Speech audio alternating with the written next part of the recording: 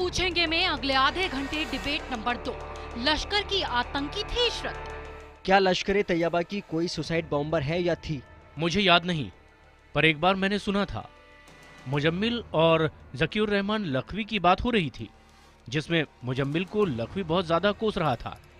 उनकी बातचीत में पता चला था कि एक बड़ा ऑपरेशन इंडिया में नाकाम हो गया था। एक लड़की है, किसी पुलिस नाके पर शूट आउट में मारी गई थी। जो लड़की मारी गई उसका नाम याद है? मुझे नाम याद नहीं। मैं आपको 3 नाम देता हूँ, उनमें से कोई याद है तो बताओ। ठीक है। नूरजहां, इशरत, मुमताज बेगम। हाँ, दूसरा नाम इशरत जहां। हाँ, इशरत जहां। अमेरिका की शिकागो जेल में 35 साल की सजा याफ्ता लश्कर के आतंकी डेविड कोलमैन हेडली ने मुंबई हमले में अपनी गवाही के चौथे दिन बड़ा खुलासा किया। उसका कहना है कि इशरत जहां लश्कर की फिदायीन थी। इशरत जहां वही लड़की है जिस पर बरसों से देश में सियासत हो रही है। इशरत जहां को अहमदाबाद पुलिस की क्राइम ब्रांच ने 15 जून 2004 को उसके साथियों के साथ मुठभेड़ में मार गिराने का दावा किया था। बाद में पुलिस पर इस मुठभेड़ को फर्जी तरीके से अंजाम देने के आरोप लगे। उस वक्त गुजरात पुलिस ने जो भी कुछ कहा था और उसके बाद आज तक जो भी गुजरात पुलिस का स्टैंड है, वही बात डेविड हेडली ने बताई है। मुंबई की छात्रा इशरत के बारे में हेडली के खुलासे ने एक बार फिर देश में सियासत गरमा दी है। कोई राष्ट्रवादी कह रहा था, कोई एक बिहार की बेटी बता रहा था, कोई कह रहा था कि ये बिल्कुल फर्जी इनकाउंटर हुआ है और सुरक्षा पर जो सियासी सूरमा थे उनको माफी मांगनी चाहिए। इशरत जहां मामले में हेडली के इस खुलासे और सियासत के बीच हम तो पूछेंगे, क्या इशरत जहां मामले में बीजेपी को बदनाम करने के लिए विरोधी राजनीति कर रहे थे? सवाल एक बार फिर से सुनिए, आपके एसएमएस के जवाबों का मुझे इंतजार है कि क्या इशरत जहां मामले में बीजेपी को बदनाम करने के लिए विरोधी अब तक राजनीति कर रहे थे? अगर आपको लगता है हाँ तो IBN7 स्पेस देकर Y लिखिए और नहीं के लिए IBN7 स्पेस देकर N लिखिए। अपनी राय 51818 51818 पर एसएमएस करें। #HTB और #इशरत पर सियासत के जरिए ट्वीट कर भी आप अपनी राय हम तक पहुंचा सकते हैं। मेहमानों का परिचय मैं आपसे कराता हूं जो इस वक्त हमारे साथ जुड़ रहे हैं। कांग्रेस पार्टी की वरिष्ठ प्रवक्ता रीटा बहुगुणा जोशी हैं, अपना पार्टी का पक्ष रखेंगी। बीजेपी की तरफ से सुधांशु त्रिवेदी जी लगातार मेरे साथ बने हुए हैं। हमारे साथ प्रोफेसर अवनिजेश अवस्थी जी हैं जो कि संघ के विचारक हैं और पूर्व ADGP हैं गुजरात के RB श्री कुमार साहब जो मेरे साथ तिरुवनंतपुरम से इस वक्त लाइव है। आप सबके साथ बातचीत की शुरुआत करूं उसके पहले, अब से कुछ देर पहले हमने तत्कालीन उस वक्त के गुजरात पुलिस के DIG और निलंबित IPS अफसर DG वंजारा के साथ एक छोटी सी बातचीत रिकॉर्ड की है, वो मैं आपको सुनाना चाहूंगा। वंजारा साहब वही शख्स है जिन्होंने ये एनकाउंटर या कथित फर्जी एनकाउंटर किया था और जिन पर आज भी मामला चल रहा है। ये अदालत में सब जुडिस है और सजा याफ्ता, सजा काट कर भी वंजारा साहब अभी कुछ दिनों पहले बाहर आए हैं। वंजारा साहब से हमने पहला सवाल पूछा, आपको याद होगा कि जहां फर्जी एनकाउंटर केस में आपको आरोपी बनाया गया है वंजारा साहब, हेडली भारतीय कोर्ट में कह रहा है कि इशरत लश्कर की फिदायीन थी। विरोधी ये सवाल अब भी उठा रहे हैं कि अगर इशरत लश्कर की आतंकी थी तो आपने उसकी साजिश को नाकाम क्यों नहीं होने दिया? आपने उनको मारकर पूरा लिंक जो आप आतंकवादियों तक पहुंच सकते थे इनको खत्म कर उस लिंक को तोड़ दिया। वंजारा साहब, जब सामने से पुलिस के ऊपर हमला होता है, पुलिस के ऊपर फायरिंग होता है, तो the police on the site it has to fire in the self defence. तो पुलिस सेल्फ डिफेंस में फायर करती है तो ऐसी परिस्थिति पैदा होती है। तो उसमें पुलिस के पास कोई ऐसा स्कोप नहीं होता है। पुलिस कहीं इन्वेस्टिगेशन में जाए और उसके ऊपर हमला हो तो उसके पास फिर ऐसा कोई ऑप्शन नहीं होता है। वो तो हमला होता है तो फिर फायरिंग होता है, तो फायरिंग का जवाब फायरिंग से देना पड़ता है। तो ये एलिगेशन है वो सही नहीं होता। तो मेरे एक सवाल का जवाब दीजिए, उन तमाम आतंकियों के पास जहां तक मुझे याद है वो तस्वीरें आज से कुछ साल पहले की AK-47 जैसी बड़ी बड़ी बंदूकें उनके हाथ में थी। आपको लगता नहीं था कि अगर वो AK-47 उनके पास थी, उन्होंने भी पुलिस वालों पर फायरिंग की होती, एक भी पुलिस वाला घायल नहीं हुआ? क्यों? हाँ तो ये नहीं घायल हुआ तो वी शुड बी हैप्पी ना, we should be very happy. Do you want that police should be killed? We should be very happy. Police को फायरिंग में पुलिस इंजर्ड नहीं हुई तो वी शुड बी हैप्पी ना. उसमें दुखी होने का सवाल नहीं है. अरे कहीं पुलिस भी इंजर्ड होती है. पुलिस बंजारा साहब पुलिस इंजर्ड हो ये हम नहीं चाहते हैं. दरअसल इस पूरे मामले को फर्जी एनकाउंटर कहा जा रहा है और ये इसी बात से साबित होता है कि इतने सारे आतंकी एक साथ थे, उनके पास इतने बड़े असले थे, हथियार थे, उसके बावजूद इसीलिए कोई पुलिस वाला घायल नहीं हुआ क्योंकि उन्होंने फायरिंग की नहीं. ये तो पूरा फर्जी एनकाउंटर था. यही तो आप पे आरोप है. फॉल्स एलिगेशन है. These are the false allegations. These are the false allegations and इसके पीछे पॉलिटिकल कॉन्स्पिरेसीज आर देयर. इसके पीछे एनजीओज लोग होते हैं, बहुत वेस्टेड इंटरेस्ट इसके पीछे काम करते हैं. तो ये तो जेन्युइन था, ये फेक एनकाउंटर था. ये तो लोगों ने बताया कि फेक एनकाउंटर था. हम तो उस वक्त भी कहते थे और आज भी कहते हैं कि एनकाउंटर जेन्युइन थे और ये साबित भी होगा कि एनकाउंटर जेन्युइन थे. चलिए आपका कहना है लेकिन शुक्रिया बंजारा साहब, आपका कहना है, लेकिन मुझे लगता नहीं कि ये इतना आसान, इतना दूध का धुला सब चीजें हैं. मैं डिबेट की शुरुआत करता हूं. चारों मेहमान मेरे साथ हैं. श्री कुमार साहब, पहला सवाल मैं आपसे ही पूछूंगा. आपने सुना बंजारा साहब को, वो आज भी इस बात को कहते हैं कि ये फेक एनकाउंटर था, जबकि मेट्रोपॉलिटन कोर्ट ने, एसआईटी ने, सीबीआई ने, सबने कहा कि ये फेक एनकाउंटर था. आपने इस मामले को देखा है श्री कुमार साहब, आपके हिसाब से क्या हेडली का ये बयान कि इशरत लश्कर की आतंकी थी, बॉम्बर थी, इससे कोई बड़ी मदद मिलने वाली है इन्वेस्टिगेशन में? ये एनकाउंटर फेक है, सच है, इसके बारे में इन्वेस्टिगेशन पूरा करने के बाद ही कुछ अभिप्राय दे सकते हैं. क्योंकि ये पुलिस ऑफिसर तक के मैं तो 10,000 केस स्टडी किया होगा, उसको ये एविडेंस असेसमेंट करने बिना न्यूज़पेपर रिपोर्ट के ऊपर कुछ बोल नहीं सकते हैं. लेकिन मेरा खास मित्र और साथीदार, हम बंजारा साहब और हम एक ही डिपार्टमेंट में, सब डिपार्टमेंट, पुलिस का सब डिपार्टमेंट में काम किए थे. मैं उनका एनुअल कॉन्फ्रेंशन रोल एसीआर में आउटस्टैंडिंग लेकर दिया है. विथ ड्यू रेस्पेक्ट में बोलता हूँ, बंजारा साहब खुद ने रेफरेंस लेटर में लिखकर बताया था कि हम लोग एक एनकाउंटर ऐसे किया, वो गवर्नमेंट का पॉलिसी मुताबिक किया है और गवर्नमेंट का पॉलिसी मुताबिक हमने जो एनकाउंटर करके लोगों को, नालायक लोगों को मार डाला. लेकिन इसका फायदा पॉलिटिशियंस को मिला और पॉलिटिशियन आनंद से एयर कंडीशन बंगला में बैठे हैं, हम कभी जेल में बैठे हैं. इसमें तो इसका में कनेक्शन नहीं होगा, लेकिन जनरल इन्फ्रेंस ऐसे ड्रा कर सकते हैं. एनकाउंटर सभी स्ट्रेट फॉरवर्ड नहीं है, एक बात. दूसरा पॉइंट है, वो मजिस्ट्रेट, मेट्रोपॉलिटन मजिस्ट्रेट खुद डायरेक्ट इंक्वायरी किया, उन इंक्वायरी में ये एनकाउंटर फेक एनकाउंटर है ऐसे साबित किया है.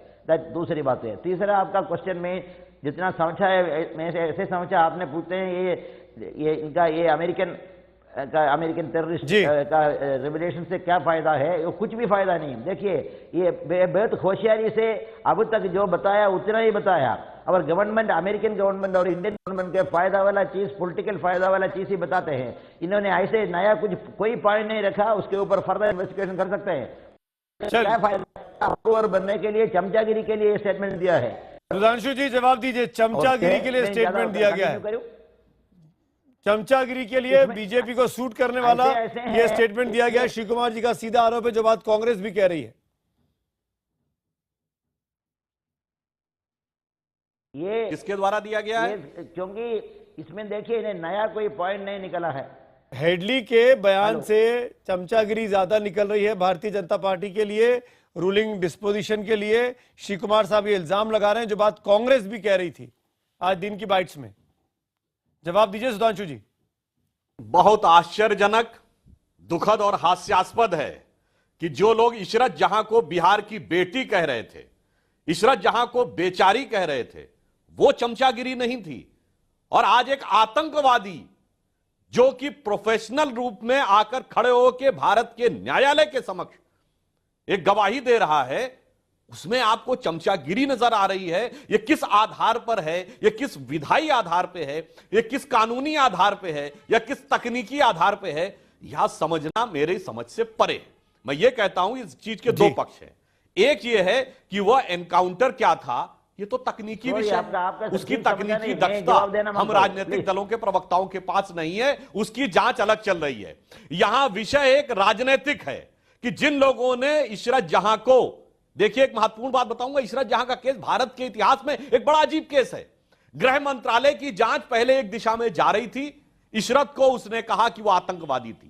अचानक गृह मंत्रालय की जांच पलटकर दूसरी दिशा में आ जाती है और उसे बेचारी कहने लगती है, और तत्कालीन आईबी के चीफ, गुप्तचर सेवा के प्रमुख, संयोगवश वो भी अल्पसंख्यक समुदाय से थे, उनमें और गृह मंत्रालय में तकरार होती है इशरत जहां के मुद्दे पे। यानी आईबी कह रही है कि वो आतंकवादी है, और गृह मंत्रालय जो पहले मान रहा था कि आतंकवादी है, वह पलटकर बेचारी कहने लगता है। आज हेडली के इस वक्तव्य के बाद उन सारे राजनीतिक लोगों को यह बात, उनकी ये बेनकाब हो गया है चेहरा कि राष्ट्रीय सुरक्षा जैसे संवेदनशील विषयों पर भी क्षुद्र वोट बैंक की राजनीति कर रही, कितने ओछे स्तर की राजनीति की जा सकती है, ये बहुगुणा जोशी जवाब दीजिए इस बात का। First time in the history of India home ministry and IB chief was saying opposite things. Sudhanshu ji सुनिए, जवाब दे रही है रीटा बहुगुणा जोशी। देखिए, ये दो प्रमुख विषय है। गंभीर आज एक आरोप एक व्यक्ति ने लगाया, हेडली ने लगाया है। यहाँ दो विषय हैं। पहला विषय तो ये है कि क्या वो आतंकी थी। रीटा जी, हेडली ने कोर्ट के भीतर ये बयान दिया है, जज के सामने बयान दिया, इसकी सैंक्टिटी है। ठीक है, ठीक है, हाँ मैं कह तो रही हूँ कि दो विषय हैं। अगर उन्होंने कहा है एक वाक्य और ऐड कर दूं तब सदस्य जवाब दे तो ज्यादा बेहतर होगा। बोलिए। मैं एक वाक्य और ऐड कर दूं, आपकी सरकार के समय में गृह मंत्रालय के डिप्टी सेक्रेटरी मिस्टर मणि ने भी जवाब दिया है कि जो पहले उन्होंने लिखा था फाइल पे, उसके बाद सरकार के दबाव में उसे बदला गया। अब दोनों मिला के जवाब दीजिएगा तो साफ स्पष्ट हो जाएगा कौन चमचागिरी कर रहा था। सुधांशु जी जरा धैर्य से सुन भी लीजिएगा, मुझे 1 मिनट दीजिएगा पूरा। देखिए, दो विषय हैं जो मैं बार बार आपसे कह रही हूं। पहला तो है कि आतंकवाद से कोई समझौता नहीं होना चाहिए। अगर आज कोई तथ्य ऐसा समक्ष आया है कि इशरत जहां आतंकवादी थी, तो फिर जो उस समय मुख्यमंत्री थे गुजरात के, आज वो प्रधानमंत्री हैं, पूरी खोज करें, इंक्वायरी करें और संतुष्ट हो जाए, जो तथ्य सामने रखें। प्रश्न यह दूसरा ये है कि हम एक लोकतांत्रिक देश में रहते हैं, हमारा संविधान है, हमारा कानून है। प्रश्न ये है कि मेट्रोपॉलिटन कोर्ट ने कहा कि ये फेक एनकाउंटर, आपको मुठभेड़, फर्जी मुठभेड़ की इजाजत आपका कानून नहीं देता। आप उसको पकड़ते, आपने कसाब को पकड़ा, उसको आपने हैंग किया, आपने अफजल गुरु को पकड़ा, उसको आपने हैंग किया, उनको ट्रायल दिया। आप इसको भी पकड़ते ना, पकड़कर आप इसको ट्रायल देते। आप कानून अपने आप में फेक एनकाउंटर करेंगे। मेट्रोपॉलिटन एसआईटी कह रहा है फेक एनकाउंटर, और जिसको आप सीबीआई को बोल रहे हैं, सीबीआई की जांच कांग्रेस ने नहीं, हाईकोर्ट गुजरात ने ऑर्डर करी, और गुजरात हाईकोर्ट के निरीक्षण में जांच हुई। वो मॉनिटर कर रहे थे इस जांच को, और फिर वो अगर कन्विंस होते हैं कि ये फेक एनकाउंटर है, तो आपको भारत के न्याय की व्यवस्था पर आपको नहीं, मुझे बात पूरी करनी, आपकी बात पूरी हुई। आपको अपने न्यायालयों पर, रीटा जी पिछले 10 सालों से आप ये बात कर रही हैं। और एक बात मैं पिछले 10 सालों से फेक एनकाउंटर का केस आपने चलाया है। एक बात, फेक एनकाउंटर है वो। आपने हेडली से पूछताछ क्यों नहीं की थी? आपकी सरकार ने हेडली से पूछताछ क्यों नहीं की थी? हम हेडली को मांग रहे थे, हम मिल नहीं तो आपने माना कि आपकी सरकार कमजोर थी। आप सुन लीजिए, आपने माना कि आपकी सरकार कमजोर थी, जिसके आगे अमेरिका ने माना नहीं। मैं कहती हूँ, क्या बात आप कर रहे हैं? जो जितना भी आपने कोशिश की, आपकी कोशिश सफल क्यों नहीं हुई? आप बिना कोर्ट ट्रायल के उसको मार नहीं सकते। आपने शाहबुद्दीन शेख को मारा।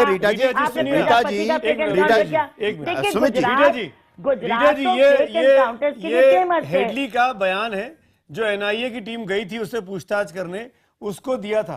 13 फरवरी 2013 का है, और उस वक्त आपकी सरकार थी।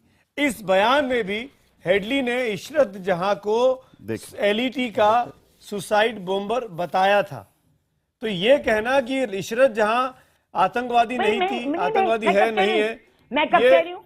सुमित जी सुनिए ना, आपकी रीटा जी सुनिए ना मेरी बात, रीटा जी सुन लीजिए, रीटा जी सुन लीजिए। फिर आज ये क्यों कह रही है? आतंकवादी को पकड़कर ट्रायल करते हैं। रीटा जी सुन भी लीजिए, आतंकवादी को सुन लीजिए। अब आप फेक एनकाउंटर, ये भाषण देने से काम नहीं चलेगा कि राष्ट्रीय सुरक्षा के विषय पर सभी। फेक एनकाउंटर की बात कर रही हूँ। रीटा जी, फेक है या नहीं है मामला चल रहा है। आतंकवादी है, आप सूली पे चढ़ाइए। मेरा कहना है कि आपके हिसाब से रीटा बहुगुणा जोशी, इशरत जहां और वो आतंकवादी लश्कर के आतंकवादी थे कि नहीं थे? गुरु को हमने लश्कर के आतंकवादी थे कि नहीं थे? आपने नहीं चढ़ाया।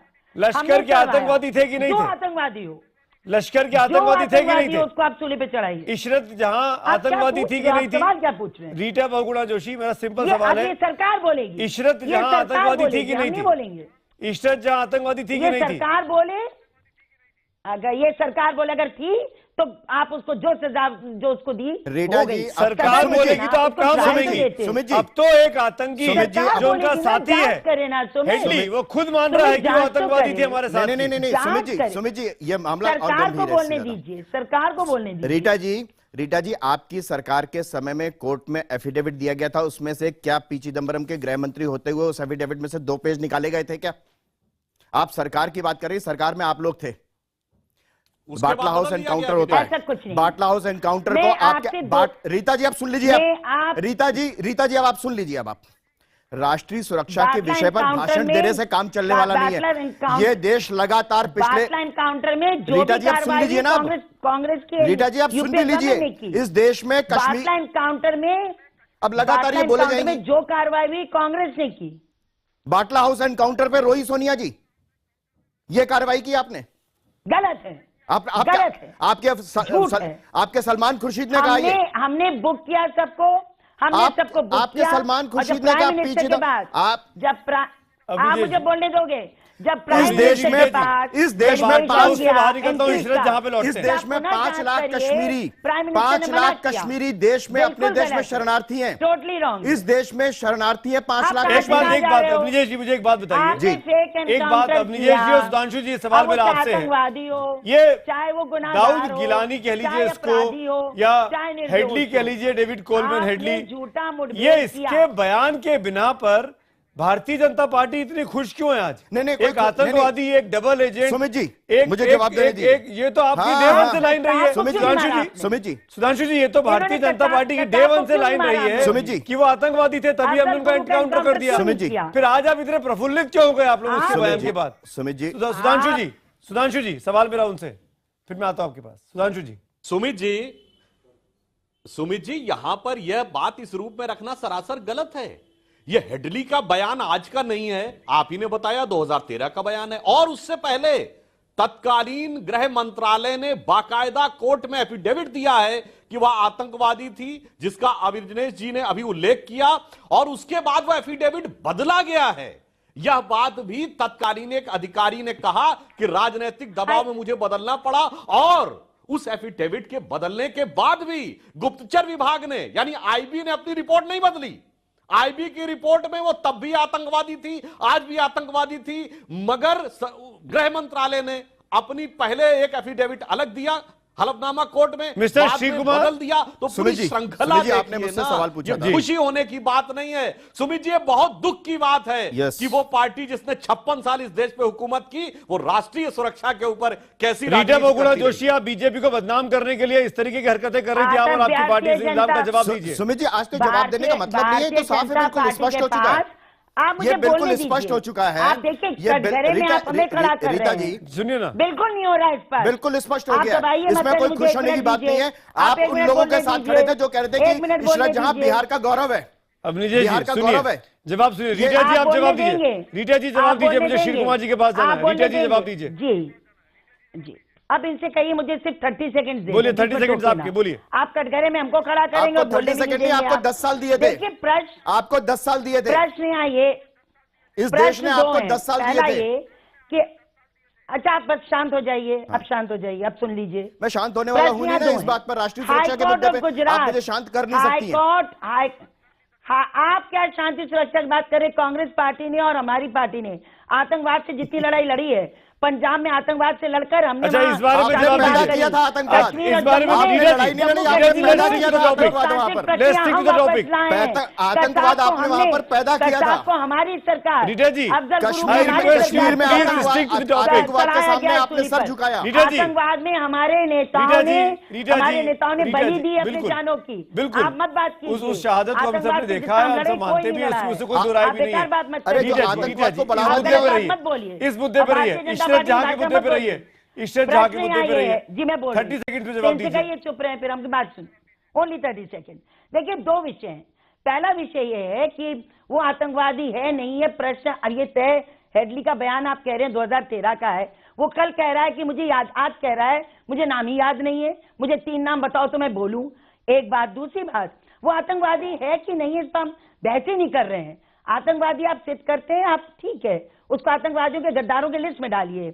हमारा प्रश्न यहाँ ये है कि आप फेक एनकाउंटर नहीं कर सकते, आप जाली मुठभेड़ नहीं कर सकते, कसाब को पकड़ सकते हैं, हम को पकड़ सकते हैं, आप इनको क्यों नहीं पकड़ सकते? श्री कुमार जी, मैं आपका एक आंसर चाहूंगा इस पूरे मामले पर। सुधांशु जी एक मिनट। श्री कुमार जी, मैं ये जानना चाहूंगा, ये आपने पूरी डिबेट सुनी इतनी देर में, साफ हो रहा है कि इस पूरे मामले को लेकर इंटेलिजेंस ब्यूरो में भी कई सारी बातें बार बार बदली गई हैं और राजनीति की गई और राजनीति हुई है। बीजेपी का ये एलिगेशन है उस वक्त की सरकार पर। गुजरात हाईकोर्ट, श्री कुमार जी, आप तो इन्वेस्टिगेशन में शामिल थे, हाईकोर्ट मॉनिटर कर रहा था। श्री कुमार जी जवाब दीजिए, क्या ऐसा था? पॉलिटिकल इंटरवेंशन था? बात करने के लिए चांस दीजिए। बोलिए श्री कुमार जी। इसमें ये पूरा एनकाउंटर 18-19 एनकाउंटर किया था, ये पॉलिटिकल काम के लिए किया था, क्योंकि ये कोई एनकाउंटर के बाद उसका रिलेटेड इनका कौन कौन इन्होंने वहां लाया, ये कैसे आतंकवादी हो गया, इनका मदद कौन दिया, इनको पैसा कौन दिया, इनको शेल्टर कौन दिया, इनको ट्रेनिंग कहाँ मिला, ये सभी एक पिक पॉकेटिंग को जो हेड कांस्टेबल अरेस्ट करते हैं तो उसका पूरा बैक इन्वेस्टिगेशन करते हैं, लेकिन एनकाउंटर करने के बाद और पहले भी ऐसे किया नहीं। दूसरा, ये एनकाउंटर में इन्वॉल्व है वो ऑफिसरों का अरेस्ट होने के बाद आज तक एक एनकाउंटर भी नहीं, लश्कर तैयबार जैसे मोहम्मद अल-कायदा का कोई मेंबर को पकड़ा ही नहीं। उसका मतलब कोई लोग मोदी साहब और दूसरे को मारने के आए नहीं, उसका ये अजीब लगते हैं जो पुलिस ऑफिसर का अरेस्ट हुआ लोग ज्यादा डरे गया, वो बिल्कुल गलत है। और एक इम्पोर्टेंट पॉइंट है, ये फेक एनकाउंटर ईश्वर का कैरेक्टर, ईश्वर का नेचर के बीच में कोई संबंध नहीं है। ये तो भी ऐसे नहीं, पर आज तो सुधारना चाहिए। श्री कुमार जी, आपकी ऑडियो वीडियो में कुछ प्रॉब्लम है, हम लोग आपसे बात करते हैं, आपका लिंक शायद टूट रहा है, लेकिन मैं जवाब अविनेश जी आपसे चाहूंगा, हेडली के बयान को इतनी इंपॉर्टेंस देने की क्या जरूरत है? हेडली के बयान पर क्यों इतना ज्यादा राजनीति हो रही है?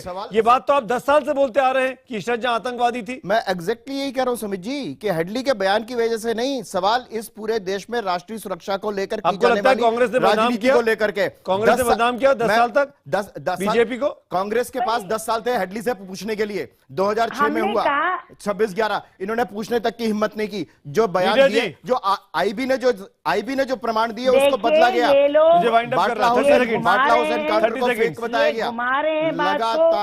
आतंकवादी हो सकता है, भाषण देने से आपको लगता नहीं कि आपको माफी मांगनी चाहिए? आप लोगों ने मिसलीड किया, आपको लगता नहीं आपको माफी मांगनी चाहिए? से इस बात के लिए माफी मांगनी सुधांशु चाहिए? जी, किस बात की माफी? बीजेपी ने मानवाधिकार वाले, वो जो सम्मान वापसी वाले आज कहां चुप गए? वो पुरस्कार जो वापस कर रहे थे वो छुप कहां गए? शुरुआत आप ही ने किया। सुधांशु जी क्यों माफी मंगवा रहे हैं बीजेपी से लास्ट कांग्रेस से? जवाब दीजिए सुधांशु त्रिवेदी। वो असहिष्णुता मामला तो चल ही रहा है, डेविड हेडली के बयान पर क्यों माफी मांगे कांग्रेस? अब वो नजर सुधांशु त्रिवेदी, कुछ नहीं होगा। सुधांशु त्रिवेदी क्यों माफी मांगे Congress? Last 10 second Sudhanshu Trivedi. Fake encounters हुए, सुधांशु त्रिवेदी क्यों माफी मांगे कांग्रेस? रीता जी, आप मुझे बोलने दीजिए, लास्ट 10 सेकंड सुधांशु जी। देश में मालूम है कितने हुए? देखिए सुमित जी, माफी मांगने की बात इसलिए है क्योंकि रीता जी ने ये बात से जो बात परिलक्षित हो रही है कि उन्हें आतंकवादियों के लिए बड़ी सहानुभूति है। फेक एनकाउंटर था, सही था, सही ढंग से मारा गया था, नहीं मारा गया था, मगर अपने देश के कश्मीरियों के लिए नहीं है आपके पास? जिन लोगों ने 5 लाख कश्मीरी निकाल दिए गए अपने देश में, सोनिया जी देश में कश्मीरी निकाल दिए गए, कश्मीर से उसके लिए आप पूरा जिन लोगों ने, मैं माफी चाहता हूं, डिबेट का वक्त खत्म हो रहा है, पाकिस्तान की सीमा, डिबेट का वक्त खत्म हो रहा है। सुधांशु जी, अवनीश जी, श्री कुमार जी, रीटा बहुगुणा जोशी, आप चारों का शुक्रिया। हमको 9 बजे के बुलेटिन की तरफ भी जाना है, लेकिन इशरत जहां के इस मामले ने, इस पूरे डेविड हेडली के बयान ने एक बार फिर उस पुराने मामले की याद ताज़ा कर दी है और दोनों पक्षों को एक दूसरे को घेरने का एक और पॉलिटिकल पॉइंट स्कोर करने का मौका मिल गया है, चाहे वो बीजेपी हो चाहे वो कांग्रेस हो। यही हमने सवाल पूछा था कि क्या इशरत जहां मामले में बीजेपी को बदनाम करने के लिए विरोधी राजनीति कर रहे थे? 89% लोगों ने हाँ में जवाब दिया है। ट्विटर पोल का बहुत बड़ा तबका को लगता है कि बीजेपी को फंसाने की, बदनाम करने की साजिश थी।